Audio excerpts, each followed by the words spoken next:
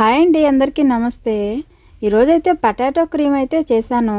ఈ అరబ్బీ వాళ్ళు ఎక్కువగా అయితే ఈ పొటాటో క్రీమ్ అయితే తింటారు. ఎలా ప్రిపేర్ చేసుకోవాలో చూసేసేయండి.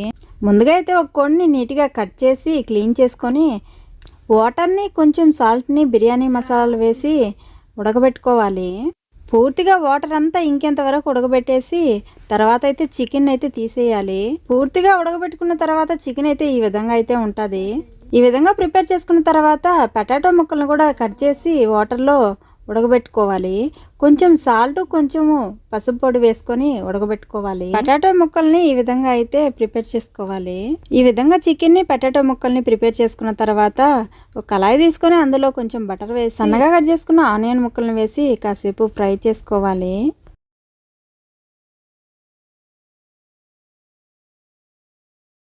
ఆనియన్ కొంచెం ఫ్రై అయిన తర్వాత సన్నగా కట్ చేసుకున్న క్యారెట్ ముక్కల్ని అలాగే క్యాప్సికమ్ ముక్కల్ని కూడా వేసుకొని ఫ్రై చేసుకోవాలి. మరీ ఎక్కువగా అయితే ఫ్రై చేయకూడదు.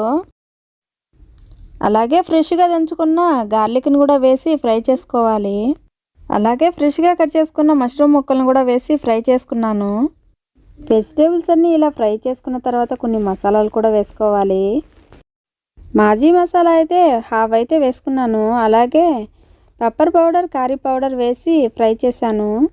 ఇలా అన్నీ ఫ్రై చేసుకున్న తర్వాత ముందుగా ఉడకబెట్టుకున్న చికెన్ అయితే ఎముకలు అయితే తీసేసి ఆ కండను మాత్రం ఈ విధంగా అయితే చేసి అందులో అయితే వేసి ఫ్రై చేశాను.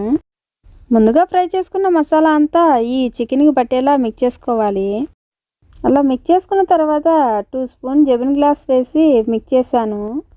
కొంతమంది అయితే క్రీమా వేస్తారు, కుకింగ్ క్రీమా.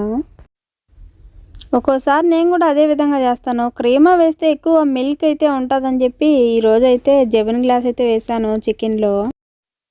ఇలా ప్రిపేర్ చేసుకున్న చికెన్ అయితే ఒక బౌల్లో అయితే వేసాను.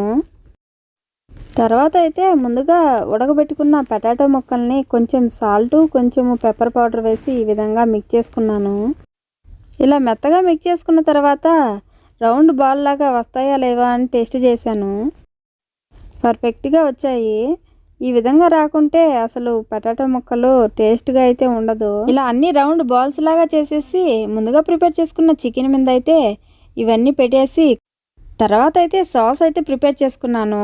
పొటాటో బాల్స్ పైన కొంచెం సాస్ అయితే వేయాలి, క్రీమ్ సాస్. థిక్ క్రీమ్, జెబిన్ గ్లాస్ కుకింగ్ క్రీమ్, ఈ మూడింటిని అయితే కలిపి మిక్స్ చేసుకుని సాస్ లాగా తయారు చేసి తర్వాత అయితే ఈ విధంగా పైన అయితే బాల్స్ మీద వేయాలి. బాల్స్ మొత్తాన్ని కవర్ చేసేలా సాస్ అయితే అప్లై చేసుకోవాలి. తర్వాత అయితే ముజరెల్లా వేసుకోవాలి పైన.